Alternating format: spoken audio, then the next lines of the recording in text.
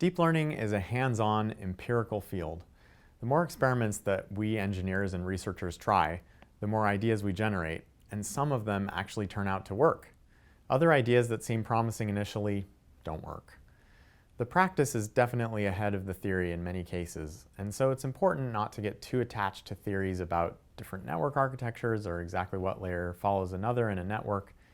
Instead, to be a successful deep learning practitioner, you need a bias towards action. Experiment to answer your questions rather than just thinking deep thoughts. Also, don't be too discouraged if something doesn't work immediately the first time you try it. Keep experimenting until you find a network and hyperparameters that work for your problem. I like to think of deep learning as one of the few places in computer science where we actually do science. Most of computer science is really more about engineering, but in deep learning, we really do spend a lot of time running experiments and building theories of what works and why, just like real scientists.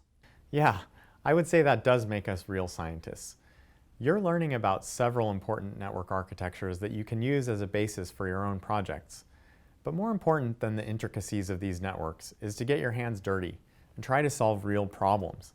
This will develop your confidence and give you practical skills. With that in mind, let's look at that other network from 2014, which has its own strengths.